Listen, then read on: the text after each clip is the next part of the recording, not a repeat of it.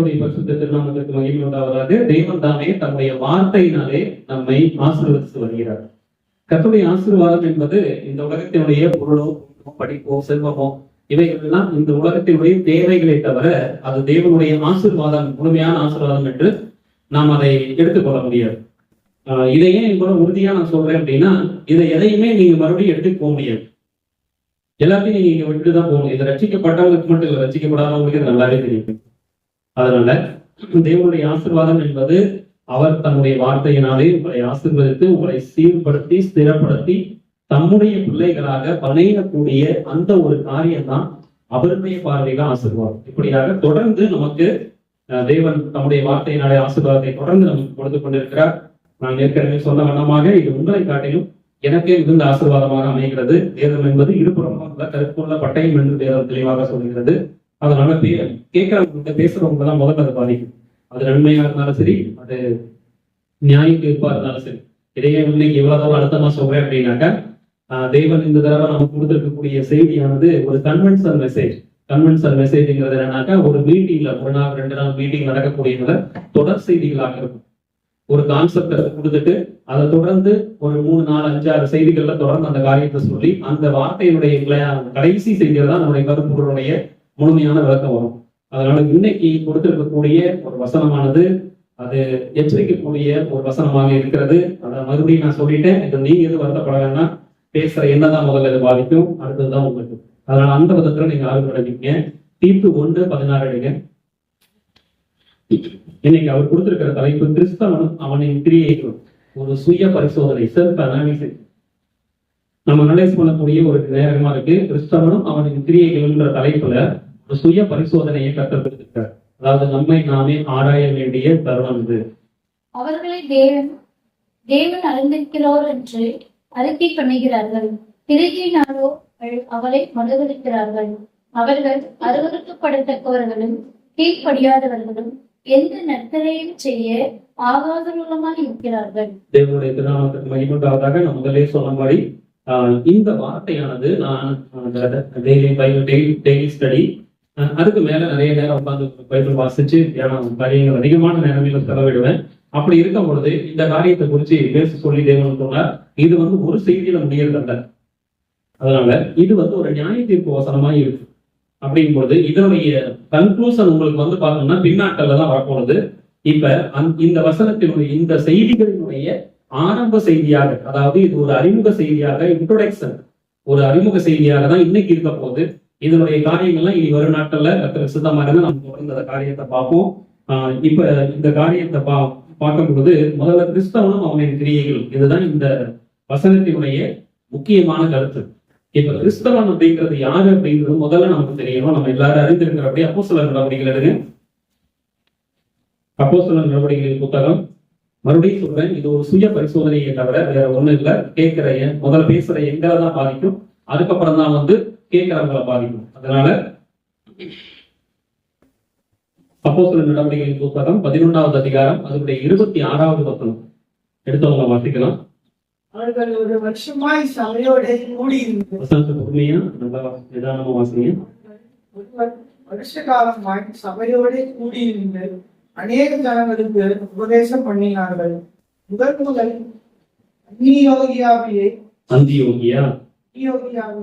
சீஷர்களுக்கு கிறிஸ்தவர்கள் என்கிற பெயர் வழங்கிற்று. கர்த்தருடைய நாமத்திற்கு மகிமை உண்டாவதாக.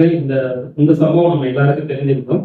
அதாவது கிறிஸ்தவன் அப்படிங்கிறது யார் அப்படிங்கிறது நம்ம பார்க்கும்போது இந்த வார்த்தை பயன்பாடு, அதாவது கிறிஸ்தவர்கள் அப்படிங்கிற அந்த வார்த்தை பயன்பாடு முத எங்க வந்தது அப்படின்னாக்கா, அப்போஸ்தலர் நடவடிக்கைகள் புத்தகம் நம்ம பார்த்த பிரகாரமாக, அதாவது அந்தியோகியாவில் இந்த பேர் முதல்ல சொல்றாங்க. இது எப்படி வந்தது அப்படின்னா, இதுக்கு முன்னாடி வசனங்கள்லாம் நீங்க வாசித்து பாத்தீங்கன்னா, முதல் ரத்த சாட்சி ஸ்தேவானுடைய மரணத்தின் அடிப்படையில அப்போஸ்தலர்கள் என்ன பண்றாங்கன்னாக்கா, சீசர்கள் சிதறடிக்கப்படுறாங்க, பயந்துடுறாங்க. இப்போ ஒரு துர்சம்பவமோ ஒரு ஏதாவது ஒரு பயங்கரமான நிகழ்ச்சி நடக்குது அப்படின்னா நம்ம கண்டிப்பா பயந்துருவோம். இது இயற்கை, மனித இயற்கையில ஒண்ணு. இப்ப கண்ணுக்கு முன்னாடி ஸ்தேவானை கல்லெடுத்து அடிச்சு கொள்றாங்க. அவர் தப்பு செஞ்சாரா? ஸ்தேவான் தேவனுடைய ராஜ்யத்தையும் அவருடைய நீதியையும் பிரசங்கித்தார். அதன் அடிப்படையில் அவர் கொண்டார். மறுபடியும் சொல்றேன், தேவனுடைய ராஜ்யத்தையும் நீதியையும் பிரசங்கித்தார். அதன் அடிப்படையில் இந்த தேவ தூஷணம் செய்கிறான் என்று சொல்லி மக்கள் அவனை நடுவிலே நிறுத்தி சுற்றிலும் சூழ்ந்து கல்லெறிந்து கொள்ளுகிறார்கள். மரணத்தில் பல வகை இருக்குங்க. இந்த மரணம் வந்து ஒரு கொடுமையான மரணம். எப்படின்னாக்கா, எந்த பக்கம் இருந்து கல்லு வருதுன்னு தெரியாது. எல்லாரும் சேர்ந்து கல் எடுத்து அடிக்கிறாங்க. அடிக்கிறதுக்காக கல்லு குவியல் வச்சிருக்கோ என்னமோ தெரியல, அதை பத்தி எனக்கு தெரியல. அப்ப எல்லாரும் எடுத்து எந்த பக்கம் இருந்து வரும், எவ்வளவு நேரம் நீங்க தடுக்க முடியும்? நமக்கு இருக்கிறது 2 கை. நம்ம முடிஞ்சா நம்ம முகத்தை தடுக்கலாம், மண்டையெல்லாம் யாரு தடுக்க முடியும், உடம்பெல்லாம் யாரு தடுக்க முடியும்? அப்ப ஸ்தேவானுடைய மரணம் அணுவான சித்திரவதை நடந்தது. இதை எல்லாமே இயேசு கிறிஸ்துவை ஏற்றுக்கொண்ட அவருடைய அப்போஸ்தலர்கள் கண்ணுல பார்த்தாங்க. பார்க்கும் பொழுது என்ன ஆகும்? இயல்பான பயம் அவங்களுக்கு வரும். அதனால பயந்து ஓடுவாங்க. அப்படி சிதறடிக்கப்பட்ட நாட்கள்ல சுவிசேஷம் வந்து எல்லா இடத்துக்கும் பரம்பி வெளியே போச்சு. அந்த தருணங்கள்ல தான் அந்தியோகியாவோட முத கிறிஸ்தவர்கள்ங்கிற பேர் வந்தது. அந்த கிறிஸ்தவர்கள்ங்கிற பேர், கிறிஸ்து என்கிற வார்த்தையினுடைய படம் உங்க எல்லாருக்கும் தெரிஞ்சிருக்கும். அபிஷேகம் பண்ணப்பட்டவர். இந்த அபிஷேகம் அப்படிங்கிற காரியத்தை நம்ம பழைய ஏற்பாட்டுல எல்லாம் பார்ப்போம். ராஜாக்களை கூப்பிட்டு அவங்களை வந்து ஆட்சி செய்யறதுக்காக, அதாவது அபிஷேகம் பண்ணப்பட்டவர்களுடைய அர்த்தம் என்னன்னா, ஒரு காரியத்துக்காக நியமிக்கப்படுகிறார்கள். ஒரு வேலைக்கு அப்பாயின்மெண்ட் ஆர்டர் வாங்குறோம் இல்லையா? வேலைக்கு போகும்போது நல்ல ஒரு ரெப்யூட்டட் கம்பெனிக்கோ ஒரு ஏதோ ஒரு நிறுவனத்துக்கு நீங்க போனீங்கன்னாலும் உங்களை ஜாயின் பண்ணோடனே முதல்ல அவங்களுக்கு கொடுக்கறது, அதாவது நீங்க வேலைக்கு உங்களை வந்து செலக்ட் பண்ணோடனே அவங்க கொடுக்கறதுக்கு பேர் அப்பாயின்மெண்ட் ஆர்டர். அதுல வந்து உங்களுக்கு என்ன வேலை, என்ன சம்பளம், இதெல்லாம் காசு பிடிக்கிறாங்களா, இது எல்லாமே அதுல போட்டுருவாங்க. போட்டு உங்களுக்கு கொடுப்பாங்க. அதுக்கு பேர் அப்பாயின்மெண்ட் ஆர்டர். அப்படின்னு என்னன்னா, இந்த மாதிரி நீங்க வந்து எங்க நிறுவனத்துல வேலை செய்யற தகுதி உங்களுக்கு கிடைச்சிருச்சு, இத்தனை தேதியில ரொட்டீல ஜாயின் பண்ணுங்க. ஜாயின் பண்ணது நீங்க உங்களுடைய பணியை சிறப்பா செய்யுங்க. இது போல இதை காட்டுகள் மேலானது தான் அபிஷேகம். அப்ப கிறிஸ்து என்கிற வார்த்தைக்கு அபிஷேகம் பண்ணப்பட்டவர் அப்படிங்கிற அபிஷேகம் பண்ணப்பட்டவர். எதுக்கு அபிஷேகம் பண்ணப்பட்டார்? அவருடைய நாமம், அவர் பேர், அவர் இது வந்து கிரேக்க மொழியில கிறிஸ்தோஸ் அப்படின்னு சொல்லப்பட்டிருக்கு. அதே போல எபிரேய மொழியில மெசாயா, அதாவது நாம் அறிந்திருக்கிறபடி மேசியா அப்படிங்கிறது அடிப்படையில சொல்லப்பட்டிருக்கு. இப்ப கிறிஸ்து வந்து அபிஷேகம் பண்ணப்பட்டார். எதுக்காக அபிஷேகம் பண்ணப்பட்டார் அப்படின்னா, அவருடைய முழு நாமம் இயேசு கிறிஸ்து. அவர் பிறக்கிறதுக்கு முன்னாடியே இந்த பேரு வைங்கன்னு சொல்லி வந்து இம்மானுவேல் அப்படிங்கிற வார்த்தையை அவங்க சொன்னதை நீங்க பார்த்துருப்பீங்க. அப்ப அதாவது இயேசு என்று பெயரிடுவாயாக அப்படின்னா, இயேசுனா என்ன அப்படின்னா, தமது ஜனங்களின் பாவங்களை நீக்கி ரட்சிக்கிறவர் அப்படிங்கிற அர்த்தம். அப்ப என்னுடைய பாவத்தை நீக்கி ரட்சிக்கிறதுக்காக அவர் என்ன பண்ணியிருக்காரு? கிறிஸ்துவாக வந்திருக்கிறார். அதாவது அபிஷேகம் பண்ணப்பட்டிருக்கிறார். அவர் அதற்காக நியமிக்கப்பட்டிருக்கிறார் என்று இதனுடைய அர்த்தம். அப்ப கிறிஸ்தவர் அப்படின்னாக்கா இயேசு கிறிஸ்துவை தன்னுள் கொண்டவர் என்று அர்த்தம். நீங்க தனியானதுன்னு அர்த்தம். அப்ப கிறிஸ்து எனக்குள்ள என்ன பண்றாரு? பரிசுத்த ஆவியாகிய தேற்றரவாளனாக அவர் வாசம் செய்கிறார். அப்ப நமக்குள்ள நம்முடைய ரட்சகர் இருக்காருன்னு அர்த்தம். சரி, இப்ப ஒரு மனுஷனுடைய கேரக்டர் இதுதான். இப்ப அப்படிங்கிறது நமக்கு அவங்க நாளடைவில் அவங்களோட பழக்கம் பொழுது நமக்கு தெரியும். இப்ப நம்ம பிள்ளைகளோட கேரக்டர் தெரியும், நம்முடைய நண்பர்களுடைய கேரக்டர் தெரியும், சொந்தக்காரங்க கூட நெருங்கி பழகிருந்தா அவங்களுடைய கேரக்டர் தெரியும். இது வந்து சாதாரணமா நமக்கு இருக்கக்கூடிய கேரக்டர். இது ஒரு மனுஷனுடைய கேரக்டர். இப்ப நமக்குள்ள யாரு இருக்கா? கிறிஸ்தவன். நான் வந்து கிறிஸ்தவன். கிறிஸ்து கூட்டல் அவன், கிறிஸ்து கூட்டல் அவன் அப்படின்னா இது வந்து பிரிச்சிருந்த போதுதான் வருது தமிழ். அப்படின்னா இப்ப 2 நபர்கள் இருக்காங்க இல்லையா? 2 நபர்கள் இருக்காங்க. 2 நபர்ல உள்ள இருக்கக்கூடிய அந்த ஆவியாக இருக்கக்கூடிய நபர் யாரு? கிறிஸ்து. அப்ப பிளஸ் நான், இந்த 2 இருக்கு. இப்ப என்னுடைய குணாதிசயம் ஒண்ணு இருக்கு, என்னோட கேரக்டர் இதுதான் அப்படிங்கிறது. இப்ப என்னோட கேரக்டர் ஒண்ணு இருக்கு, உள்ள ஒருத்தர் இருக்காரு, அவருடைய கேரக்டர் ஒண்ணு இருக்கு, அவருடைய குணாதிசயம் ஒண்ணு இருக்கு. நீங்க ரட்சிக்கப்படுறதுக்கு முன்னாடி பிடிக்கும், ரட்சிக்கப்பட்டதுக்கு அப்புறம் உங்களுடைய கேரக்டர்ல சேஞ்சஸ் இருக்குமா? இருக்காது. இருக்கு இருக்காதுங்கிறத விட அதோடைய தாக்கம் உங்ககிட்ட இருக்கு. ஒவ்வொருத்தருடைய ஆவிக்குரிய அந்த நிலைப்பாடு மாறுபட்டதா காணப்படும். எல்லாருடைய விசுவாசமும் ஒரே மாதிரி கிடையாது. ஒரு குடும்பத்துல நம்ம எல்லாரும் கிறிஸ்தவர்களா இருக்கோம் அப்படின்னா, ஃபேமிலியில் இருக்க எல்லாருடைய அந்த நீங்க அந்த ஸ்கேல் நீங்க பாத்தீங்க அப்படின்னா எல்லாருக்கும் ஒரே மாதிரி விசுவாசம் இருக்காது. சில பேருக்கு ரொம்ப நல்லா இருக்கும், சில பேருக்கு கொஞ்சம் இருக்கும், சில பேருக்கு மேல் போக்கா இருக்கும். அதுக்காக அவங்க கிறிஸ்தவங்க இல்லைன்னு அர்த்தம் கிடையாது. அவனவனுக்கு பகிர்ந்த விசுவாச அளவின்படியே அப்படிங்கும் பொழுது அப்ப அதை விருத்தி செஞ்சுக்க வேண்டியது நம்முடைய பொறுப்பு. அப்ப அந்த விசுவாசத்தின் அடிப்படையில நம்ம என்ன பண்றோம் அப்படின்னாக்கா, நம்முடைய பாதிப்பு யாருடைய பாதிப்புனா கிறிஸ்துவனுடைய பாதிப்பு நமக்குள்ள இருக்கும். அதுக்கு முன்னாடி நம்ம தப்பு செய்யறது, பாவம் செய்யறதுக்கும், அதே ரட்சிக்கப்பட்டதுக்கு அப்புறம் அந்த மனிதன் விருந்து போகிறதா இருக்கட்டும், இல்ல வேற ஏதாவது சில காரியங்களால அவங்க இடறி போறதா இருக்கட்டும், அப்ப அந்த வித்தியாசங்கள் காணப்படும். அதுதான் பாதிப்பு. அதனால உங்களுடைய குணாதிசயங்கள மாற்றம் இருக்கோ இல்லையோ அது உங்களுடைய தனிப்பட்ட விஷயம், அது பர்சனல். நீங்களும் கிறிஸ்துவும் உங்களுடைய கேரக்டர். ஆனா கிறிஸ்துவனுடைய பாதிப்பு இப்ப நம்மளுடைய கேரக்டர் என்னவா இருக்கும் அப்படிங்கிறதுக்கு முன்னாடி இயேசு கிறிஸ்துவனுடைய குணாதிசயங்களை குறித்து நம்ம பார்ப்போம். அதுக்கு முன்னாடி இந்த குணாதிசயம் இருக்கு, தன்மை இருக்கு, அவருடைய பண்புகள் இருக்கு, இதெல்லாம் பிரிச்சு பார்க்கணும். சில விஷயங்கள் நம்மளால முடியாத ஸ்டேஜ்ல எல்லாம் போகும். அப்படிங்கும்போது இங்க நாம பார்க்க போறது இன்னைக்கு என்ன அப்படின்னாக்கா குணாதிசயத்தை குறிச்சுதான் நம்ம பார்க்க போறோம். இப்ப அவருடைய குணாதிசயங்கள் ஆராயும் போது மொத்தம் 7 விதமான முக்கியமான காரியங்கள், இது மட்டும் இல்லை, இன்னும் நிறைய இருக்கு. ஆனா 7 விதமான முக்கியமான காரியங்கள் அதை நம்ம பார்க்க முடியும். அந்த 7 முடிஞ்சா நீங்க எழுதிக்கீங்க. முதலாவது கீழ்ப்படிதல், ஒபீடியன்ஸ். அந்த 7 குணாதிசயங்கள் முதலாவது கீழ்ப்படிதல். இரண்டாவது தாழ்மை.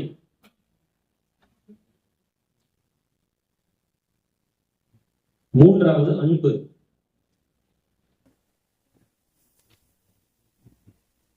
நான்காவது எளிமை. முதலாவது கீழ்ப்படிதல், இரண்டாவது தாழ்மை, மூன்றாவது அன்பு, நான்காவது எளிமை, ஐந்தாவது குணாதிசயம் இரக்கம், அடுத்ததாக மன்னிப்பு, கடைசியாக நீதியை நிறைவேற்றுவது. இதெல்லாம் ஒரு சேர இருக்கும் அவர்கிட்ட. இது 1 2 3 4 5 எல்லாம் நம்ம கேட்டகரி வைஸ் போற வேண்டியது இல்லை. இது எல்லாம் ஒரு சேர ஒட்டுமொத்த சொல்லுடியா இயேசு கிறிஸ்துவானவர் இருப்பார். இது அவருடைய குணாதிசயங்கள்ல ஒண்ணு. இந்த குணாதிசயம் அப்படிங்கிறது எப்படி என்னன்னா மனிதனத்துல இருக்கக்கூடியது போல அவர் மனுஷனாவும் வந்தாரு, அதே போல தெய்வத்துக்கு தெய்வமாகவும் இருந்தார். அவருடைய தெய்வீக பண்புகள் ஒண்ணு இருக்கு, அது வேற. அதை நம்ம வரும் நாட்கள்ல கர்த்தர் அனுமதிச்சாருன்னு நம்ம பார்க்கலாம். இப்ப மனுஷீக தன்மையான ஒரு காரியங்கள் இருக்கக்கூடிய இந்த 7 குணாதிசயங்களை பார்ப்போம். கீழ்ப்படிதல், தாழ்மை, அன்பு, எளிமை, இரக்கம், மன்னிப்பு, நீதியை நிறைவேற்றுறது. இந்த அவர்கிட்ட இருக்கக்கூடிய ஃபர்ஸ்ட் கேரக்டர் பாத்தீங்கன்னா ஒபீடியன்ஸ் தான். இது ரொம்ப முக்கியம். இதுதான் நம்ம கிட்ட நிறைய மிஸ் ஆகும். இப்ப பாருங்க, ஏசாயா 6வது அதிகாரம், ஏசாயா 6 கீழ்ப்படிதல்ல ஏசாயா 6. இப்ப அதான் பார்க்க போறோம். 6, 8, 9 நம்ம எல்லாருக்கும் தெரிஞ்ச வசனம். எடுத்தவங்க வாசனம். வசனத்தை வாசிக்கிறது ஆசீர்வாதங்க. எத்தனை பேருக்கு தெரியும் தெரியல. யாருக்கு நான் அனுப்புவேன், யார் நமது காரியமாய் போவான் என்று உரைக்கிற கேட்டேன். அதற்கு நான் இதோ அழியில் இருக்கிறேன், என்னை அனுப்பும் என்றேன். அவர் நீ போய் இந்த ஜனங்களை நோக்கி, நீங்கள் காதார கேட்டும் உணராமலும் கண்ணார கிடந்தும் அறியாமலும் இருங்கள் என்று சொல். இதனுடைய பின்பகுதி எல்லாம் நமக்கு தெரியும். பரலோகத்தில் இருந்து எழுப்பக்கூடிய ஒரு சத்தம். இது என்னன்னாக்கா ஒரு தியாபகத்தின் கேள்வி, ஒரு தியாமூலம். இந்த காரியம் எல்லாம் தமிழ் நல்லா படிச்சீங்கன்னா உங்களுக்கு தெரியும். வியாகுலம்ங்கிறது என்ன பண்றதுன்னு தெரியாம தவிக்கக்கூடிய ஒரு சூழ்நிலை. அப்ப இது என்ன பண்ணனா அந்த இடத்துக்கு பரலோகத்துல ஒரு குழப்பம் உண்டாகும் பொழுது, அப்ப யாரையும் நான் அனுப்புவேன் எந்த காரியத்துக்காக?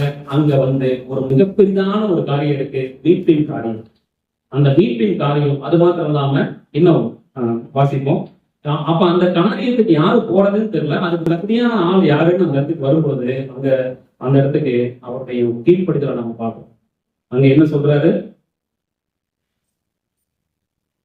இதோ அடியே, இதோ அடியே அப்படின்னு சொல்லி அருமையான ஒரு டிரான்ஸ்லேஷன். அந்த இடத்துக்கு எதுக்காக போறாரு? பிதாவினுடைய சித்தத்தை நிறைவேற்றுவதற்காக. பிதாவினுடைய சித்தம் என்ன? மொத்தம் 3 காரியம் இருக்கு.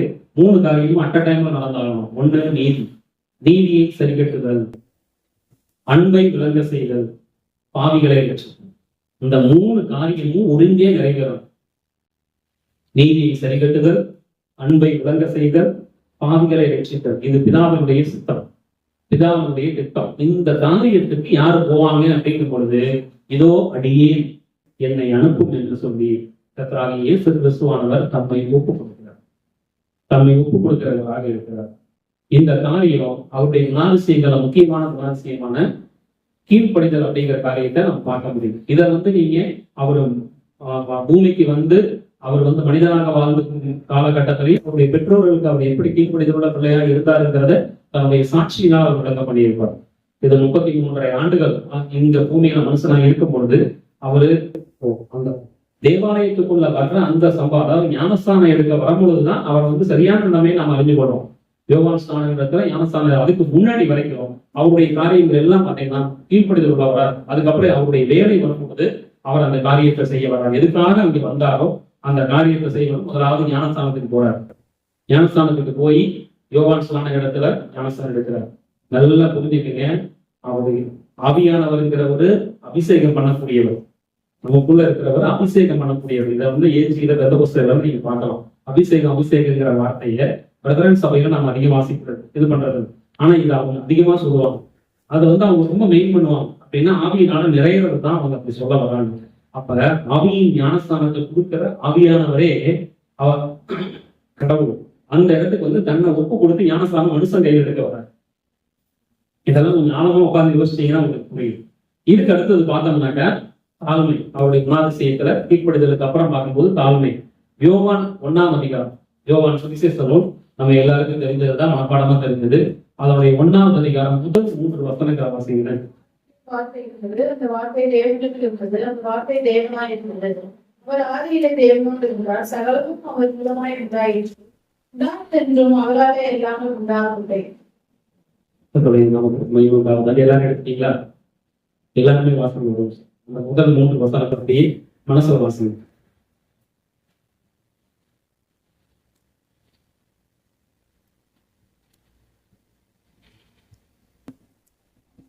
வாசிச்சுட்டு உங்களுக்கு இது என்ன தெரியுதுன்றது எதா உங்களுக்கு தெரிஞ்சதை சொல்லுங்க பார்க்கலாம். அந்த 3 வசனங்கள் என்ன சொல்லுது? ஒரே ஒரு விஷயத்தை மையப்படுத்துது.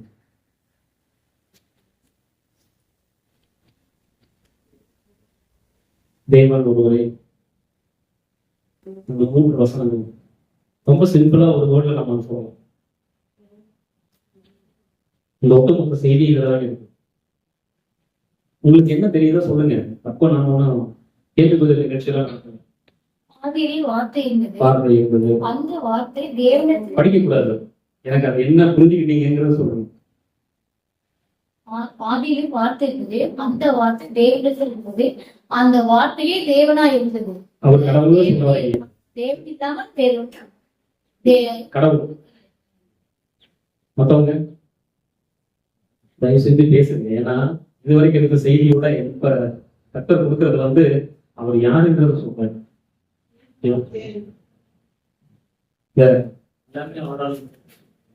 எல்லாமே அவரால் வந்து அவர் முதலாளிங்க. அந்த மறுபடியும் வாசிங்க. ஆதியிலே வார்த்தை இருந்தது, அந்த வார்த்தை தெய்வனிடத்தில் இருந்தது, அந்த வார்த்தை தேவனாக இருந்தது. அவரை இல்லாமல் வேறொன்று. 3ஆவது வசனம் மட்டும் வாசிங்க. சகலமும் அவர் மூலமாய் சகலமும். அந்த சகலத்துக்கும் சொந்தக்காரர். இந்த பூமியில நீங்க என்னெல்லாம் பாக்குறீங்களோ, வெளியில போய் என்ன ஆகாயங்கள் நீங்க என்னெல்லாம் பாக்குறீங்களோ, இது எல்லாத்துக்கும் ஒரே முதலாளி இருக்காரு. அந்த முதலாளி யாரு? அவரை வச்சுதான், அவருக்காக தான் எல்லாமே பண்ணப்பட்டுச்சு. அப்படி இருக்கும் பொழுது அவருடைய தாழ்மையை பாருங்க. இதை அப்படியே வச்சுக்கிட்டு யோவான் 13ஆவது அதிகாரத்துக்கு திருப்புங்க. நல்ல மைண்ட்ல வச்சுக்கணும். இப்ப வாசிச்சது அந்த 3ஆவது வசனம் மைண்ட்ல வச்சுக்கோங்க.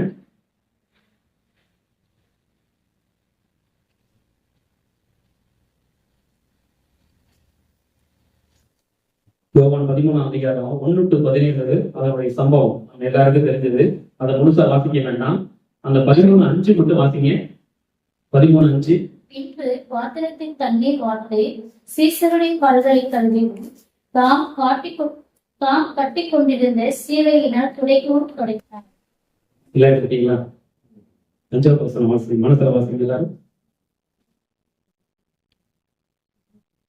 அதை வாசிக்கும் போது 1ஆவது அதிகாரத்தினுடைய முதல் 3 வசனங்களை கொஞ்சம் உங்களுடைய ஞாபகத்தை கொண்டு வாங்க.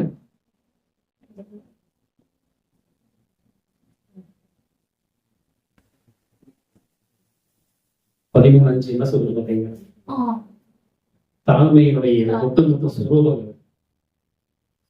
தெரியாம கால்பட்டுச்சுனாலே தொட்டு கும்புற உலகத்தை நாம வாங்கணும். 3ஆவது தான் வாங்கணும். தெரியாம பஸ்ஸில் போக வரப்போகும். கால்பட்டுருச்சுன்னா என்ன பண்ணுவோம்? சாரி அது வந்து அந்த மனிதனுக்கு நம்ம ஏன்னா நம்ம உதச்சிட்டதுக்கு அர்த்தம் அது. அப்ப நம்ம அந்த தொட்டு கும்புறதுன்னா அது சாமி கும்புறதுன்னு அர்த்தம். அது ரெஸ்பெக்ட். அப்ப காது பட்டுச்சு அப்படின்னாக்கா அது அவமானத்தினுடைய சின்னம். இவர் கால கருணாரு அது ஒருவேளை அவருக்கு மேலான யாராவது இருந்து செஞ்சிருந்தா ஓகே. ஆனா நீங்க அவர் யாருடைய பாதங்களை கருதுறது? அவரால் தெரிந்து கொள்ளப்பட்ட நம்முடைய சீசர்களுடைய காலம். ஒரு டீச்சர் போய் ஒரு ஸ்டூடெண்டோட காலத்துல ஒரு சமயம் இது மனதார கூட நினைச்சு பார்க்க முடியாதுங்க. பாத பூஜை செய்யறது எத்தனையோ இந்த உலகத்துல என்னென்னமோ காரியங்கள். இந்த இடத்துக்கு சகலவற்றுக்கும் சொந்தக்காரர் முதலாளியாக இருக்கக்கூடியது அவர் தன்னை எந்தளவாக தாழ்த்துகிறார் என்கிறதுடைய சரியான இதம் அதனுடைய பதத்தை நீங்க பார்க்கணும்னா இயேசு கிறிஸ்து சீசருடைய பாதகர்கள். அது எதுக்காக அவர் செய்கிறார்? உன் மனசுல நேட்டிவ் வரக்கூடாது. நான் தான் பெரியவன் தயவு செஞ்சு எப்பயும் நினைக்காத அவர் சொல்லாம அவர் சொல்றாரு. அதுக்கப்புறம் வசனங்கள் நீங்க பாத்தீங்கன்னா அவருக்கு குருவானவர் சீசர்களுக்கு நானே இதை செய்யறேன்னா அப்ப நீங்க என்ன பண்ணலாம்? குரு ஒண்ணு செஞ்சா சீசர்களுக்கு 10 செய்யணும். அந்த அளவுக்கு இருக்கும். அப்ப அந்த அளவுக்கு அவர் வந்து அந்த தாழ்மையுடைய காரியத்தை சொல்றாரு. தாழ்மை இல்லை அப்படின்னா நீங்க எதையுமே தெரிஞ்சுக்க முடியாது. தெய்வத்தினுடைய காரியங்கள்ல முதலாவது கீழ்ப்படி, இரண்டாவது நமக்குள்ள இருக்கக்கூடிய தாழ்மை. அந்த தாழ்மை இருக்கும் பொழுது தான் யார் என்பதை அவர் பார்க்கிறார். அதை தொடர்ந்து இயேசு கிறிஸ்து சிலுவை மரணம். இரண்டாவது நாம் பார்க்கிறது சிலுவை மரணம். அவர் எந்த அளவாய் தம்மை பார்த்துகிறார். ஆராதனையில செய்திக்கு முக்கியத்துவம் கொடுக்குறாங்களோ இல்லையோ, சிலுவை தியானத்துக்கு முக்கியத்துவம். ஏன்னா அதுதான் உங்க பந்திக்கு கடந்து வர செய்யும். நாம 7 நாள் வாரத்தில் இந்த உலகத்தினுடைய போராட்டங்கள் இருக்கும். பலவிதமான நம்முடைய கடமைகள் உண்டு. எத்தனையோ விஷயங்கள் நம்மளுடைய காரியங்கள். நாம அங்க ஆராதிக்கிற 2 மணி நேரத்துல முதல் 1 மணி நேரம் ரொம்ப முக்கியமான நேரம். நீங்க பாடக்கூடிய ஸ்தோத்திர பாடல்கள், ஸ்தோத்திர பலிகள், நீங்கள் நினைவு கூறுதல், என்னை நினைவு கூறும்படி. அப்படின்னா என்ன அர்த்தம்னா நம்ம மறந்து போய்க்கோன்னா தெரிஞ்சிருக்கு இல்லையா? மறந்து அவர் நமக்காகப்பட்ட பாடுகளை நினைவு கூறும்படி இதை செய்யுங்கள் இருக்கிறார். அப்ப இயேசு கிறிஸ்துவனுடைய சிலுவை மரணம் அவருடைய தாழ்மையினுடைய அதனுடைய கடைசி சொல்லுவாங்கதான். அடுத்ததாக அன்பு. அன்புங்கிற வார்த்தையினுடைய அழகான பதம் இயேசு கிறிஸ்து. இது நம்ம எல்லாருக்கும் தெரிஞ்சது. 1 தீமோத்தேயு 1:15 அவருடைய முதல் பகுதி வாசிப்பார். 1 தீமோத்தேயு 1:15 பாவிகள் ரட்சிக்க கிறிஸ்து இயேசு உலகத்தில் வந்தார் என்கிற வார்த்தை உண்மையும் எல்லா அங்கீகாரமும் அவனது. அன்பினுடைய ஒட்டுமொத்த சொரூபமும் அவதான். அன்புங்கிற வார்த்தையை குறித்து நாம பேச ஆரம்பிச்சோம்னாக்கா இயேசு கிறிஸ்துவனுடைய ஒட்டுமொத்த அதாவது ஆதியாகமம் 1ல இருந்து வெளிப்படுத்துற விசேஷனுடைய கடைசி ஆமென் வரைக்கும் நாம எல்லாமே வாசிக்கணும் அப்படின்னாக்கா அது எல்லாமே சொல்லக்கூடிய ஒரே ஒரு விஷயம், தேவன் மனுஷரிடத்தில் அன்பு கூர்ந்தார். அது யாரிடத்துல அன்பு கூர்ந்தார்? பாவிகள். பழைய ஏற்பாட்டு நாட்கள்ல அதுவும் புதிய ஏற்பாட்டிலேயே கூட நீங்க பாத்தீங்கன்னா சுவிசேஷ புத்தகத்துல பாவிகளுடைய நிலைமையை குறிச்சு நீங்க நல்லாவே பார்க்கலாம். ஊரை விட்டு ஒதுக்கி வைக்கிறதுன்னு சொல்ல முடியாது. ஊரை விட்டு ஒதுக்கி வச்சுட்டா அவங்ககிட்ட உப்பு புளி மிளகா பழந்தக்கூடாது அப்படின்னு பொதுவான நிலைமையில சொல்லுவாங்க. அப்படின்னா அவன் வீட்டுல செத்தா கூட நீ இரவுக்கு போகக்கூடாது. அவனை நீ மூஞ்சியே நீ பார்க்கக்கூடாது. இதுதான் சரியான ஒரு. இதைத்தான் வந்து குஷ்டரோகம் படித்தவர்களுக்கு என்ன பண்ணுவாங்க, தனியா கொண்டு போய் அந்த இடத்துக்கு அடைக்கப்பட்ட அந்த பக்கம் கொண்டு போய் என்ன பண்ணுவாங்க, அவனை ஒழிச்சு வச்சிருக்க மாதிரி அங்க போயிருந்தான். யாராவது அந்த பகையை வழியா போனா கூட இவன் என்ன பண்ணணும்னாக்கா மேல எடுத்து அவனுடைய அந்த சால முகத்தை எல்லாம் மூடிக்கிட்டு அவன் கத்தணும், தீட்டு தீட்டு தீட்டுன்னு. அதாவது தீட்டுள்ள மனிதன் நான் இங்க இருக்கேன், இந்த பக்கம் வந்துடாதீங்கன்னு அர்த்தம். அப்ப பாவம் அந்த குஷ்டம் பிடிச்ச மனுஷனுக்கு என்ன நடக்குதோ அந்த காலத்துல அது பாவத்து, அதாவது பாவங்கிறது அந்த குஷ்ட வியாதியை விட மேலான ரொம்ப அதிகம். வேதத்தை அழகா சொல்லப்பட்டிருக்கு. குஷ்ட வியாதி பாவம் இந்த 2 எந்த அளவுக்கு அப்படிங்கிறது சமமா சொல்லப்பட்டது. அப்பேற்பட்ட மனிதனை ரட்சிக்கிறதுக்கு தான் இயேசு கிறிஸ்து உலகத்துக்கு வந்தாருன்னு தீமோத்தேயு பவுல் எழுதும்போது சொல்றாரு. இந்த வார்த்தை எல்லா அங்கீகாரத்துக்கும் பாத்திரமானது. அவர்களில் பிரதான பாவி நான் என்று சொல்லி அவர் சொல்றாரு. அதுக்கப்புறம் பார்க்கும்போது அப்ப அன்பு என்ற வார்த்தையினுடைய ஒட்டுமொத்த பதம் கர்த்தராகிய இயேசு கிறிஸ்து அவருடைய சிலுவை மரணம். அவர் தெரிந்து கொண்ட நம்முடைய அந்த ஸ்தானம். ஒரு பாவியை வந்து பரிசுத்தமாக்குறதுக்காக அவர் எல்லாவற்றையும் இழந்து வருகிறார். எல்லாவற்றையும் இதுல எல்லாம் சொல்லும் போதெல்லாம் யோவான் எழுதின சுவிசேஷத்தினுடைய 1ஆம் அதிகாரத்தினுடைய முதல் 3 வசனங்களை ஞாபகம் வச்சு முதல் 3 வசனத்தை ஞாபகம் வச்சுக்கும் போது அதுதான் அவருடைய ஒரிஜினாலிட்டி. அந்த ஒரிஜினாலிட்டியை விட்டுட்டு அவர் இறங்கி வரார். எதுக்காக? அன்புங்கிற வார்த்தைக்கு உனக்கு அர்த்தம் தெரியாது, அதை நான் சொல்லித்தரேன் அப்படின்னு சொல்லிட்டு வாழ்ந்து காண்பிக்கிறேன். வாழ்ந்து காண்பிக்கிறது எங்க தெரியல? சிலுவை. அவர் மரித்து வாழ்ந்து காண்பிக்கிறார். அடுத்தது அவருடைய குணாதிசயத்துல 4வது குணாதிசயம் எளிமை. எளிமைங்கிற காரியத்தை குறித்து நம்ம பார்ப்போம். லூக்கா எழுதின சுவிசேஷ புத்தகத்தில்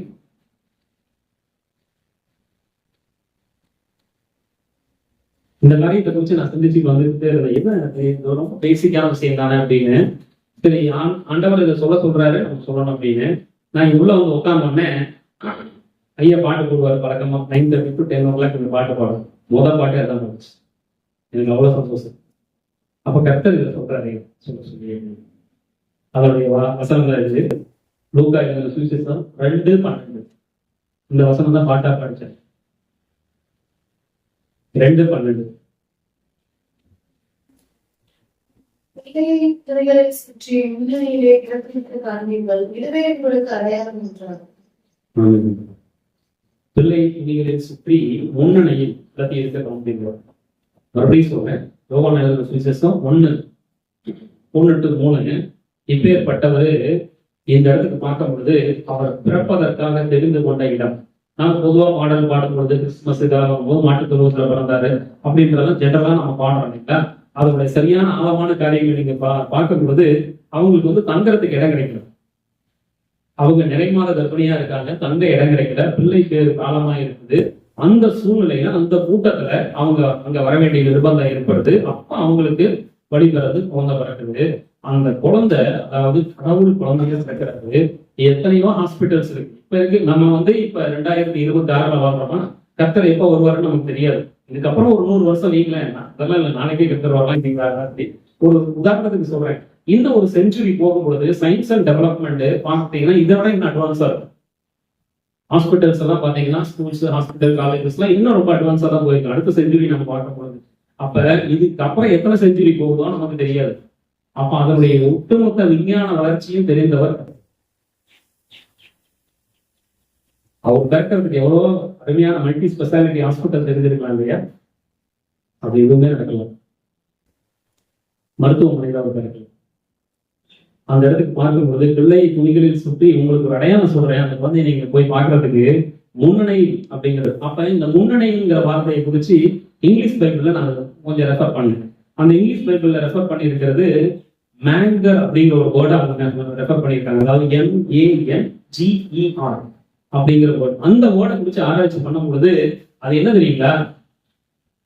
மாடு கண்ணு குடிக்கிற கல்வி தொட்டி இருக்குல்ல, நம்ம வாசையில நம்ம மாட்டுக்கிட்ட தரைக்கு போய் பார்த்தீங்கன்னா இந்த பழைய இதெல்லாம் ஊற்றி வச்சு மாடு கல்வி தொட்டி இருக்கு பார்த்தீங்கன்னா, நம்ம வந்து இந்த ஷேப்ல வச்சிருக்கோம். ஃபாரின்ல எல்லாம் பாத்தீங்கன்னாக்கா இயற்கை ஆர்வலர்கள், இந்த பறவைகள் எல்லாம் நேசிக்கிறவங்க இருக்காங்க, வனவிலங்குகளை நேசிக்கிறவங்க இருப்பாங்க. அவங்க என்ன பண்ணுவாங்கன்னா தண்ணி ஊற்றி வைப்பாங்க. தண்ணி, அரிசி வீட்டுல நம்மளுமே செய்வோம். குருவி எல்லாம் வந்தா அது சாப்பிடறதுக்கு கொஞ்சம் அரிசி, நம்ம ஊருக்கு அந்த மாதிரி ஒரு கேரக்டர் இருக்கும். கொஞ்சம் அரிசி கொண்டாந்து போடும், தண்ணி எடுத்து வைக்கும். இந்த மாதிரி ஃபாரின்ல இருக்கக்கூடியவங்க என்ன பண்ணுவாங்க அப்படின்னாக்கா தொட்டில் மாதிரி, அதாவது இந்த சேஃப்ல இந்த சேஃப் ஒரு குழந்தைய வைக்கிற அளவுக்கு சேஃப்ல என்ன பண்ணுவாங்க அப்படின்னாக்கா அதுல தீவனத்தை போட்டு வைப்பாங்க. மாடு வாய் சாப்பிடுற ஒரு பாத்திரம் அது. குழந்தைய துணியில சுத்தி எதுல போட்டு வச்சாங்க? மாடு வாய் வச்சு சாப்பிடுற ஒரு கல்வி தொட்டி நம்மளுடைய பாசையில இங்க. அந்த ஒரு சூழ்நிலையில அவர் குழந்தையை என்ன பண்றாங்கன்னா அந்த மேங்கர் அப்படிங்கிற ஒரு வேர்டு அதான் சொல்லுது. ஃபாரின்ல அவங்க வச்சிருக்கக்கூடிய அந்த ஒரு இயற்கையான காரியங்கள் அதுல குழந்தைய கொண்டாந்து வைக்கிறாங்க. பேர குழந்தைகள்லாம் பிறந்ததுன்னா தாத்தா பாட்டிங்க தரையில கீழே இறக்கி விட மாட்டாங்க. குழந்தை கொண்டாந்து முதல்ல ரசமா காமிக்கும் போது வாங்கி வச்சாங்கன்னா அந்த குழந்தை ஒரு ஸ்டேஜ், அது மடியில வைக்க முடியாத ஸ்டேஜ் வரைக்கும் கீழே இறக்கி விடாம வளர்க்குறவங்களா இருக்காங்க. அதுதான் அன்பு பாசம். இதெல்லாம் நம்ம பார்க்கலையா? எங்க பையனுக்கு அம்மா அப்பா அப்படிதான் வளர்த்தாங்க. பையனை மண்ணு காலம் கீழே பறக்கூடாது, அப்படி வளர்ந்த பையன் என் பையன். எவ்வளவு பாசமா நம்ம ஆனா அவருடைய எளிமையை பார்த்தீங்க அப்படின்னாக்கா, அவர் தெரிந்து கொண்ட இடம்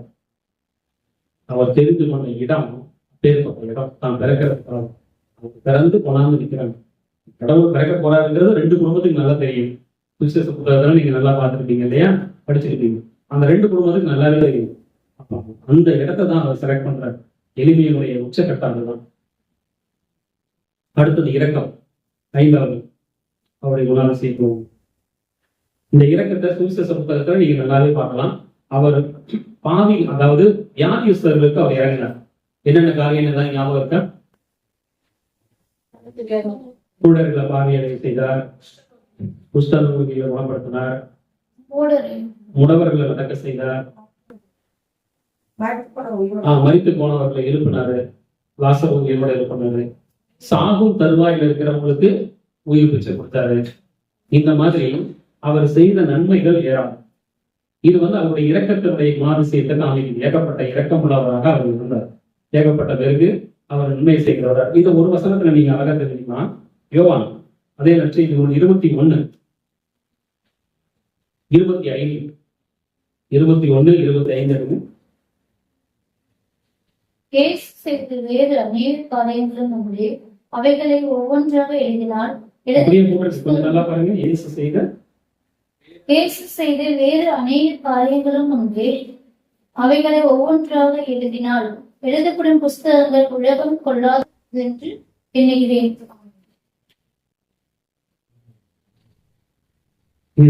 கர்த்தருடைய வார்த்தையெல்லாம் விசுவாசிக்கணும் இல்லையா?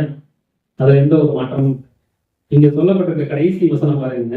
அவர் செய்த காரியங்களை நம்ம புஸ்தகமா எழுத ஆரம்பிச்சோம் அப்படின்னா இந்த உலகம் கொண்டாடும். அப்படின்னா அநேக காரியங்கள் அவர் செஞ்சிருக்காரு. இது அவருடைய இரக்கத்தை காமிக்கும். மனுஷனை பார்க்கும்போது அவருக்கு அவன் படுற கஷ்டத்துல இருந்து அவனுக்கு விடுதலை கொடுக்கக்கூடிய இரக்க குணாதிசயத்தை சொல்லுது. அடுத்தது முக்கியமான விஷயம் மன்னிப்பு. அவருடைய குணாதிசயத்துல 6வது நம்ம பார்க்கறது மன்னிப்பு. அந்த மன்னிப்பினுடைய காரியங்களை நம்ம பார்க்கும்போது 2 இடங்கள்ல வெளிப்படையா நம்ம பார்க்கலாம். பொதுவான நிலையில என்ன அப்படின்னாக்கா, 2வது இடம் நமக்கு தெரிஞ்சது. முதலாவது அவர் இந்த பூமியில இருக்கும்போது பாவங்கள் உனக்கு மன்னிக்கப்பட்டதுன்னு சொன்னது. 2 இடத்துக்கு நம்ம அதை பார்க்கலாம். மத்தேயு 9:2 எடுங்க. லூக்கா 23:34 யாராவது எடுங்க. லூக்கா 23:34. அப்பொழுது இயேசு, பிதாவே, இவர்களுக்கு மன்னியும், தாங்கள் செய்கிறது இன்னதென்று அறியாது இருக்கிறார்களே என்றார். இதுதான் உச்சக்கட்ட மன்னிப்பு. இது 2வது வரக்கூடிய உச்சக்கட்ட மன்னிப்பு என்ன தெரியுங்களா? தன்னை ஒருத்தன் துன்புறுத்தும் போது, சிலுவையில அடிக்கும் பொழுது அவங்களுக்காக வேண்டக்கூடிய ஒரு குணாதிசயம், அது இயேசு கிறிஸ்துவினுடைய குணாதிசயம். கடவுளுடைய குணாதிசயங்கள் முக்கியமானது. தனக்கு அவங்கள மன்னிக்க சொல்றது ரொம்ப கஷ்டம். மனிதனுடைய இயல்பான குணாதிசயம் பழிவாங்கிறது மனிதனுடைய இயல்பான குணாதிசயம். எனக்கு செஞ்சுட்டானா அவனுக்கு இதை விட அதிகமா நடக்கணும் அப்படிங்கிறது மனிதனுடைய இயல்பான குணாதிசயங்கள் வரும். ஆனா இந்த இடத்துக்கு குணாதிசயம் பார்க்கும்போது அங்க எல்லாமே முடிஞ்சிருச்சு. சுதவியின் மரணத்துல நீங்க பார்க்கும்பொழுது உச்சக்கட்டம். அவ்வளவுதான். அதுக்கு எங்க ஸ்டார்ட் ஆகுறது எங்க பாத்தீங்கன்னா கெத்செமனேல ஸ்டார்ட் ஆகுற அந்த காரியம். கெத்செமனேல ஸ்டார்ட் ஆகி அதுக்கப்புறம் பார்த்தோம்னாக்கா அங்க ஆரம்பிக்கக்கூடிய அவமானம் கடைசியா அவர் ஜெபம் பண்ணும்போது முடியும். அதுக்கப்புறம் பரியாசம் பண்ணி அதுக்கப்புறம் ஜீவன் பண்றாரு. நல்லா அப்படிங்கும் பொழுது அந்த இடத்துக்கு அவர் சொல்றாரு, இதாவே என்னது செய்யணும்னு தெரியாம செய்யறாங்க, இவர்களுக்கு மன்னியன்னு சொல்லி அந்த மன்னிப்பை குறிச்சு அந்த இடத்துக்கு பாக்குறோம். அது மாத்திரம் இல்லாமல் அடுத்தது மத்தேயு 9:2. மத்தேயு 9:2 அதே போல லூக்கா 5ஆம் அதிகாரம் 1-2 வச்சிருக்கு. லூக்கா 5 கூட எடுத்து கொண்டு வந்தார்கள். இயேசு அவர்களுடைய விசுவாசத்தை கண்டு பூமியில் இந்த வார்த்தை யாருமே சொன்னது, உன் பாவங்கள் உனக்கு மன்னிக்கப்பட்டது. அப்ப பாவங்களை மன்னிக்க மனுஷகுமாரனுக்கு மாத்திரமே அதிகாரம் உண்டுங்கிறத அந்த இடத்துக்கு சொல்றாரு. இப்ப அவனுக்கு தேவை அந்த இடத்துக்கு என்ன? அது ஒரு முடக்குவாதம் மாதிரி. ஆனால் பெட்டை படுத்துக்கிறதான் எந்திரிக்க முடியல. இன்னும் நம்ம சிம்பிளா புரிஞ்சுக்கணும்னா ஒரு பேராலிசிஸ் சொல்லிக்கலாம். அப்ப அப்படி இருக்கக்கூடிய ஒரு பக்கவாதம் முடக்குவாதம் இருக்கக்கூடிய மனுஷங்கிட்ட என்ன அவனுக்கு தேவை? அவன் எந்திரிச்சு நடக்கணும்.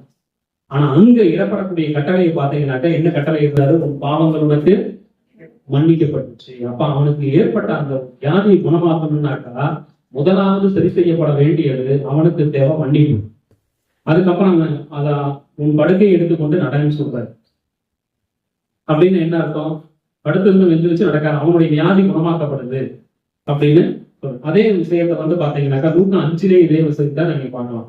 அந்த இடத்துக்கு பாத்தீங்கன்னா ஜனக்கூட்டம் மிகுதியா இருந்தபடியினால உள்ள போறதுக்கு இடம் இல்லாம மேல ஓடுகளை பிரிச்சு அந்த மனுஷனை கட்டளை இறக்குற சம்பவம் தான். ரெண்டுவே ஒரே சம்பவத்தை தான் சொல்லியிருக்கு. அங்கேயும் அவங்க தான் சொல்றாரு, பாவங்கள் உனக்கு மன்னிக்கப்பட்டது. இது அவருடைய மன்னிப்பினுடைய விஷயங்களை சொல்லுது. அப்ப அதை மன்னிக்கக்கூடிய அதிகாரம் உடையவராக அவர் அந்த இடத்துக்கு இருக்கிறார்.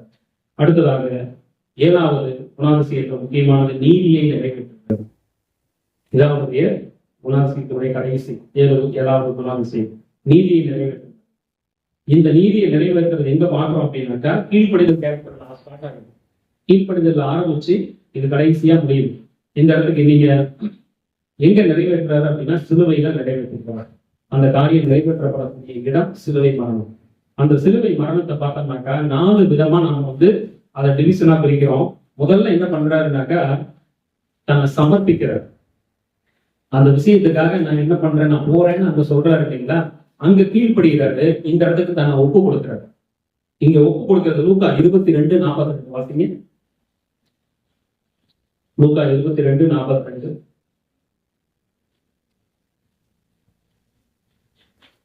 இதாவே சுத்தமானால் இந்த பாத்திரம் என்னை விட்டு நீங்கும்படி செய்யும். ஆயினும் என்னுடைய சுத்தத்தின்படி அல்ல, உன்னுடைய சுத்தத்தின்படி ஆகட்டும். இது கெத்சமனே தோட்டத்துல அவர் ஜெபிக்கக்கூடிய ஒரு ஜெபமா இருக்கு. இவர் போய் கெத்சமனையில அமர்ந்து சீசர்களை நிக்க சொல்லிட்டு இவர் போய் ஜெபம் பண்ணுவார். ஜெபம் பண்ணும்போது அந்த பாத்திரத்தை நீங்கும்படி இது அவர் தனிப்பட்ட நிலைமையில அவர் ஜெபத்தை பண்றாரு. ஏன்னா அங்க அவர் தன்னை சமர்ப்பிக்கும் பொழுது ஒட்டுமொத்த மனுக்குலத்தினுடைய பாவத்தையும் அவர் ஏற்றுட்டு வருகிறார். அப்ப பாவத்தை கடவுள் ஏத்துக்கும் பொழுது அது அவரால் சுமக்க முடியாத அளவுக்கு பாரமா இருக்கு. அப்ப பாவம் எவ்வளவு பாரமா இருக்குங்கிறத நம்ம இந்த இடத்துக்கு பார்க்கணும். கடவுளாலேயே சுமக்க முடியாத அளவுக்கு அப்பேற்பட்ட விஷயத்தை தான் மனுஷன் சுமந்தது தெரியணும். அப்ப பிதாவே இந்த மாத்திரம் என்னை விட்டு நீங்க கூடுமானால் நீங்கட்டும்னு சொல்லி அவர் ஜெபம் பண்ற அளவுக்கு பாவம் கொடூரமானது. அப்பேற்பட்ட கொடூரம் அந்த இடத்துக்கு அவர் சமர்ப்பிக்கிறார். அதுக்கு அடுத்தது அவர் சிலுவையில அறையப்படுகிறார். நான் எல்லாருக்கும் தெரிஞ்சது கபாலஸ்தலம் அப்படிங்கிற இடத்துக்கு சிலுவையில அவர் அடிக்கிறாங்க. அது இடது பக்கம் ஒரு குற்றவாளி, வலது பக்கம் ஒரு குற்றவாளியுமாக குற்றவாளிகளில் ஒருவராக அவர் எண்ணப்பட்டு அவர் நடுநாயகராக அந்த இடத்துக்கு அவர் குற்றவாளியாக அவர் சிலுவையில அறையப்பட்டார். அதுக்கப்புறம் மரித்தார். லூக்கா 23:46. நீதி நிறைவேற்றுறது 4 கட்டமா அந்த இடத்துல நடக்குது. முதலாவது சமர்ப்பிக்கிறார். அதுக்கப்புறம் அவர் அந்த இடத்துக்கு என்ன பண்றாரு, சிலுவையில அறையப்படுகிறார். அதுக்கப்புறம் 3வது மரிக்கிறார். லூக்கா 23:46.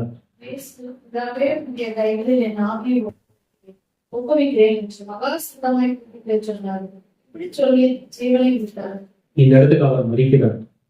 பிதாவுடைய திட்டத்தை நிறைவேற்ற வந்தவர். அவர் குணாதிசயங்களை நீதியை நிறைவேற்றுறாரு.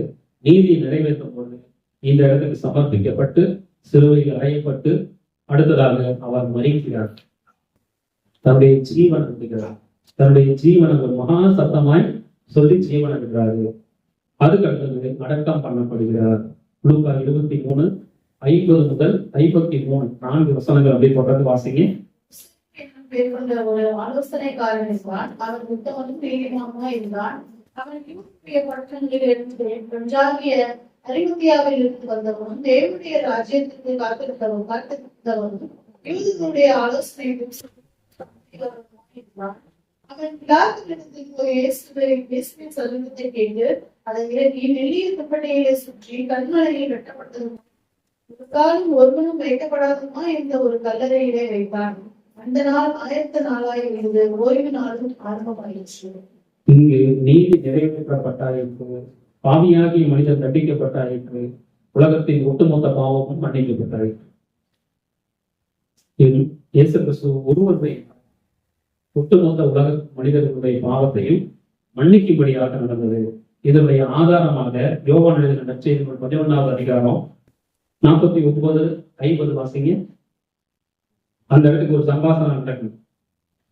ஆசாரியர்கள் மத்தியில ஒரு சம்பாஷணம் நடக்குது.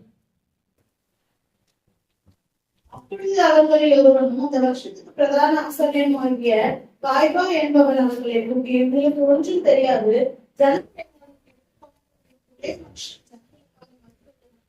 நலமாக இருக்கும் என்று நீங்கள் புரியாமல் இருக்கிறீர்கள் என்றார். இந்த இடத்துக்கு அருமையான ஒரு வெளிப்பாடு அந்த மனுஷனுக்கு கிடைச்சது. ஆதாமினுடைய மீறுதல் அங்க ஆரம்பிக்கும் பொழுது ஒட்டுமொத்த மனுக்குலமும் பாவத்துல விழுது. இப்ப இந்த இடத்துக்கு பார்த்தோம்னா அங்க காய்பா சொல்றாரு, ஏப்பா ஜனங்கள் எல்லாம் கெட்டு போகாததுக்கு நீ நானு எல்லாரும் சேர்ந்து சாவறதுக்கு எல்லாருக்கும் பதிலா ஒருத்தர் என்ன பண்ணலாம், பலி கொடுத்தோம்னா அது நல்லது தானே அப்படின்னு அவர் சொல்றாரு. இந்த வெளிப்பாடு சாதாரண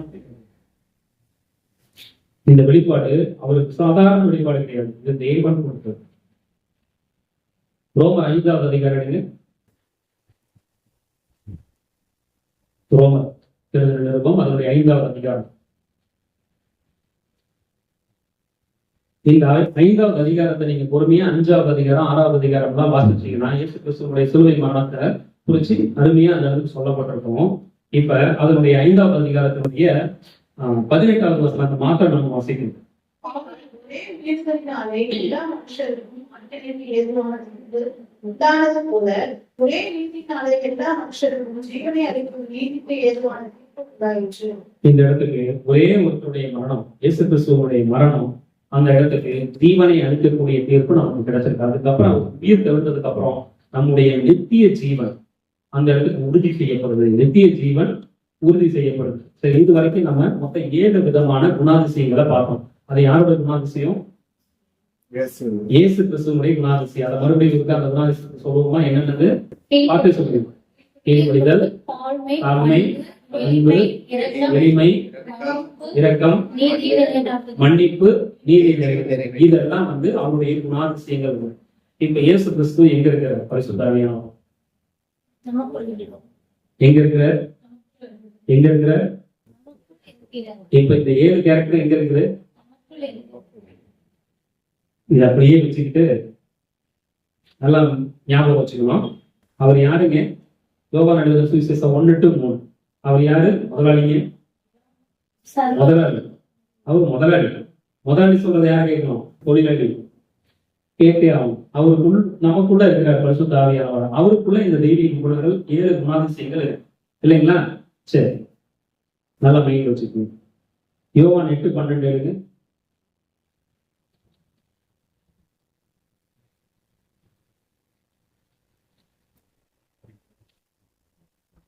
மறுபடியும் இயேசு ஜனங்களை நோக்கி, நான் உலகத்திற்கு ஒளியாய் இருக்கிறேன். என்னை பின்பற்றுகிறவன் இருட்டில் நடவாமல் ஜீவ ஒளியை அடைந்திருப்பான் என்றார். அவர் யாருங்க? உலகின் ஒளி, ஜீவ ஒளி. உங்களுக்குள்ள என்ன இருக்கு அப்படின்னாக்கா லைட். நமக்குள்ள என்ன இருக்கு? லைட் இருக்கு. லைட், ஒளி. ஒளி இருக்கும் பொழுது என்ன கிடைக்கும்? அது ஆப்போசிட் ரியாக்ஷன், வெளிச்சம். ஒளி உள்ள இருந்ததுன்னா வெளிச்சம். வெளிச்சம் ஒளி இப்ப எங்க இருக்கு? உள்ள இருக்கு. நம்ம எல்லாமே நம்ம அந்த இதுல மண் விளக்கில் வளர்ந்தா வரோம். இப்ப ரொம்ப ஏஜ் கம்மியா இருக்கிறது பிள்ளைங்க 2 பேர் தவிர நம்ம எல்லாம் பார்த்தா சின்ன வயசுல நம்ம கரண்ட் இல்லாத வீட்டுல தான் வாழ்ந்துருக்கோம். நாங்க வாழ்ந்துருக்கோம். அப்ப விளக்குல தான் படிச்சிருக்கோம். நான் 12வது வரைக்கும் விளக்குல தான் படிச்சேன். 12வது படிக்கும்போது பக்கத்து வீட்டுக்காரர் பார்த்து கஷ்டப்பட்டு என்ன பண்ணாரு அப்படின்னாக்கா, இவன் அந்த பையன் எல்லாருக்கும் போனதுக்கு அப்புறம் 10 மணிக்கு மேல வெளியில உட்காந்து டியூப்லைட் பண்ணிட்டேன். அதை பார்த்து பரிதாபப்பட்டு கரண்ட் இருக்கிற வீட்டுக்காரர் ஒரு குண்டு பல்பை நான் இருக்கிற ரூமுக்கு மட்டும் வெளியே ஒரு சாலை கொட்டாயை போட்டு குப்பையெல்லாம் ஊற்றி வச்சிருப்பாங்க. சுத்தம் பண்ணி அந்த சாலை கொட்டாயை போட்டிருந்தாங்க. அதுல நான் படிச்சுட்டு இருப்பேன். அதுல எனக்கு ஒரு குண்டு பல்பு போட்டு. இப்ப இந்த விளக்கு நம்ம இருக்கு பாத்தீங்களா, நம்ம அதை என்ன பண்ணுவோம்? அதை கொளுத்தி தரையில வைப்போமா மேல வைப்போம்? விளக்கை கொளுத்தி எல்லாருக்கும் வெளிச்சம் கொடுக்கும்படியே எங்க வைப்போம்? உயரமா வைப்போம். அப்ப உயரமா வச்சாதான் என்ன ஆகும்? வெளிச்சம் அதிகமா வரும். இப்ப கரண்ட் போகுதா? உங்க வீட்டுல யூபிஎஸ் இருக்கிறவங்க வீட்டுல பிரச்சனை இருக்கும். யூபிஎஸ் இல்லாத வீட்டுல உடனே அடுத்தது நீங்க என்ன பண்றீங்க? இப்ப செல்போன் லைட் ஆன் பண்றோமா? ஆன் பண்ணி எங்க வைப்போம்? அந்த ரூம் ஃபுல்லா அடிக்கிற மாதிரியான ஒரு பிசிக்ஸ் பிரெயின் நமக்கு வேலை செய்யும். அந்த இடத்துக்கு நாம வைப்போம். வச்சோம்னா எல்லா இடத்துக்கும் வெளிச்சம் வர மாதிரி. லைட் என்ன பண்ணுது? ஒளி வந்து வெளிச்சத்தை கொடுக்குது. அந்த ஒளி இப்ப எங்க இருக்கு? உள்ளுக்குள்ள. அந்த ஒளி நமக்குள்ள இருக்கு. இப்ப நம்ம டார்ச் நம்ம வாசைக்கு இப்ப செல்போன்ல டார்ச் வச்சுட்டு அதை போய் யாருக்கும் தெரியாம மூளையில வச்சு இப்படி வச்சோம்னாக்கா உடனே சத்தம் போடுவாங்க, எங்க வீட அப்படின்னு. என்ன அர்த்தம்னா அதை கொளுத்தி நம்ம என்ன பண்ணக்கூடாது? மூளை இருக்கக்கூடாது. எல்லாருக்கும் என்ன பண்ணணும்? வெளிச்சரிக்கிற மாதிரி. அப்பதான் அதனுடைய எதுக்காக ஆன் பண்ணோமோ அது வேலை செய்யும். அந்த மாதிரி அந்த காலத்துல ஹரிகேன் லைட்டு நீங்க பார்த்துருப்பீங்கன்னு நினைக்கிறேன். அதை கொளுத்தி மேல மாட்டி வைப்பாங்க. மாட்டி வச்சா வீடு பூரா வெளிச்சம். உண்மையிலே குழந்தைங்க அப்படிதான் படிச்சாங்க. அப்படி படிச்சவங்க பெரிய தவறுதான். படிக்கிறீங்களா? படி படி படி நம்ம பின்னாடி சொல்றது. உண்மையிலேயே அப்படி ஒரு வெளிச்சத்துல தான் நம்ம என்ன பண்ணோம்? படிச்சு பெரிய பெரிய தலைவர்கள் உருவாக்கணும். இப்ப அந்த வழக்கு எண்ணெய் இருக்கிற வரைக்கும் எரியும். இது போன்ல சார்ஜ் இருக்கிற வரைக்கும் எரியும். எல்லாருக்குமே ஒரு எக்ஸ்பைரி ஒரு டைம் இருக்கும். இந்த ஒளி உள்ள இருக்கிற ஒளி எது வரைக்கும் எரியும்? நான் உயிரோடு இருக்கிற வரைக்கும் எரியும். நான் உயிரோடு இருக்கிற வரைக்கும் எரியும். என்ன அர்த்தம் அப்படின்னா எனக்கு அது வரைக்கும் சான்ஸ். நான் எது வரைக்கும் நான் எவ்வளவு உயிரோடு இருப்பேன்? அதுக்கு ஏதாவது எக்ஸ்பைரி டேட் தெரியும். திரும்ப நான் ஈரோடு போவான்னு புரியும்.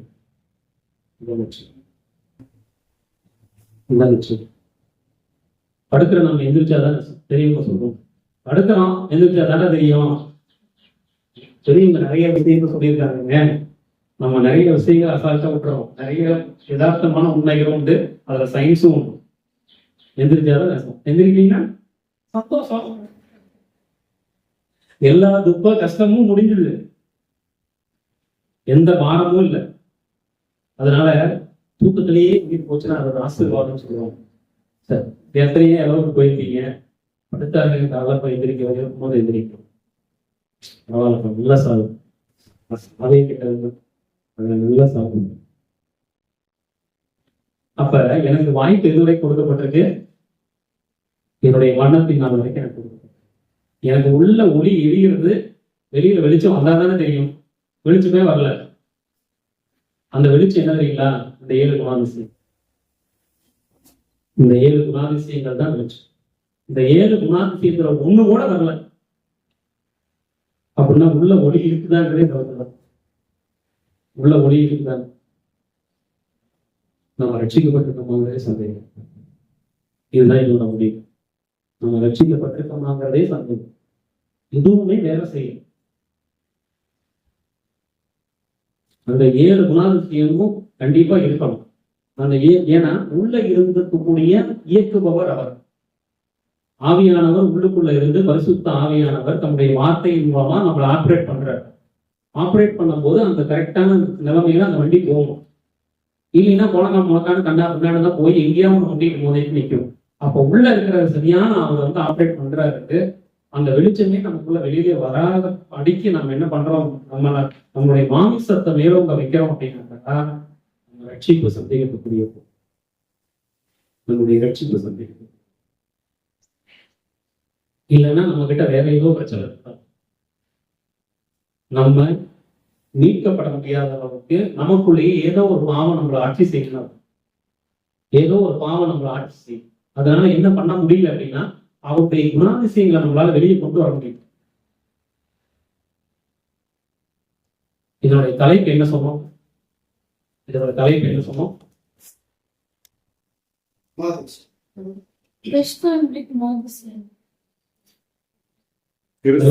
அவனுடைய முக்கியமானது சுய பரிசோதனை. நித்தவனும் அவருடைய கிரியைகளும் சொல்லி ஒரு சுய பரிசோதனை. இப்ப அந்த நேரத்துக்கு தான் நம்ம முடியும். இப்ப கிறிஸ்தவன் அப்படிங்கிறதுடைய அர்த்தம் என்ன அப்படின்னாக்கா கிறிஸ்துவை தன்னுள் கொண்டவன் அர்த்தம். கிறிஸ்து யாரு அப்படிங்கிறது இந்த 7 குணாதிசயங்களை நம்ம பார்த்தோம். அப்ப இந்த 7 குணாதிசயங்களும் கண்டிப்பா நம்மளுடைய வாழ்க்கையில வெளிச்சமாக வெளியில வரணும். ஒளியானவர் உள்ளே வாசம் செய்தால் வெளிச்சமாக அவர் வெளியே வர வேண்டும். இது கண்டிப்பான தரிசனமான உண்மை. அது எதுவுமே வரல அப்படின்னா அப்ப நம்முடைய ரட்சிப்பு உள்ள அவர் ஒளியா இருக்கிறாரா இல்லையாங்கிறது ஒரு பெரிய கேள்விக்குரியது. அதனால இந்த காரியங்களை குறித்து நம்ம என்ன பண்ணணும்? ஜாக்கிரதை உணர்வுகளாக நம்மை நாமே சுய பரிசோதனை செய்து வேத வசனத்துக்கு நம்மளை நாம ஒப்பு கொடுக்கணும். இது ஒரு தொடர் செய்தி. இப்ப இந்த கேரக்டர்ஸ் எல்லாமே எப்படி நம்ம வாழ்க்கையில நம்ம அப்ளை பண்றது அப்படிங்கிறதுதான் இனி வரக்கூடிய செய்தி. இந்த தீத்து 1:16 வாசிங்க மறுபடியும். ஆரம்பிச்ச வசனம் தீத்து 1:14 அதை வாசிச்சு நம்ம ஜெபம் பண்ணி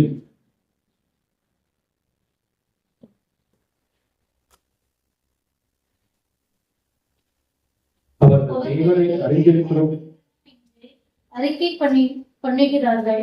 கிரிகளினாலோ அவரை மறுதளிக்கிறார்கள். அவர்கள் அருவருக்கப்படத்தக்கவர்களும் கீழ்ப்படியாதவர்களும் எந்த நற்கரையும் செய்ய ஆகாதவர்களுமாய் இருக்கிறார்கள். இது ஒரு கான்டாக்ட் சர்டிபிகேட். ஒரு கான்டாக்ட் சர்டிபிகேட் எங்க கொடுப்பாங்க தெரியுங்களா? ஸ்கூல்ல கொடுப்பாங்க முதல்ல, அதுக்கப்புறம் காலேஜில் கொடுப்போம். நீங்க எங்க வேலைக்கு போறதா இருந்தாலும் சரி, எந்த காலேஜில் நீங்க அட்மிஷன் போறதா இருந்தாலும் சரி, நீங்க மார்க்கை மட்டும் பாக்குறாங்கன்னு நம்ம எல்லாம் பொதுவாக நினைக்கிறோம். கிடையவே கிடையாது. கான்டாக்ட் சர்டிபிகேட் அந்த இடத்துக்கு என்ன எழுதிக்கிறாங்கிறத குறித்து ரொம்ப கவனமா பார்ப்பாங்க. அந்த இடத்துக்கு சாட்டிஸ்ஃபேக்டரி, குட், இந்த மாதிரியான கேட்டகரி தான் இது பண்ணும். அந்த இடத்துக்கு பேடுன்னு மேக்சிமம் யாரும் எழுத மாட்டாங்க. எந்த ஸ்கூல்ல எழுதுறதுலாம் எவ்வளவு மோசமானவனா இருந்தாலும் எழுத மாட்டாங்க. மனசாட்சி நினைக்கிற பையன் வாழ்க்கை வீணா போயிடும் எழுத மாட்டாங்க. ஆனா அந்த இடத்துக்கு நாட் சாட்டிஸ்ஃபேக்டரி, நாட் குட் அப்படின்னு போட்டுட்டாங்க அப்படின்னா நீங்க தலைகீழ நின்னால எந்த ஸ்கூல்லையும் உங்களுக்கு அட்மிஷன் கொடுக்க மாட்டாங்க, காலேஜையும் கொடுக்க மாட்டாங்க. ஏன்னா அதுக்கு பேர் என்னது? Contact certificate. உங்களை குறிச்சதான ஒரு சான்று. இப்ப இந்த இடத்துக்கு தீத்து 1:16 ஒரு கான்டாக்ட் சர்டிபிகேட் கொடுத்துருக்காங்க. ரொம்ப ஜாக்கிரதையா இருக்க வேண்டிய காலகட்டம். நம்மளை ஈஸியா தோத்து போறப்போ இந்த சூழ்நிலையில நம்ம ரொம்ப கவனத்தோடு கூட பயத்தோடு கூட அவரை கொடுத்து சேமித்து அவருடைய நாமத்தை மகிமைப்படுத்தணும். தேவனுக்கு தான் நம்ம மகிமைப்படுவாங்க.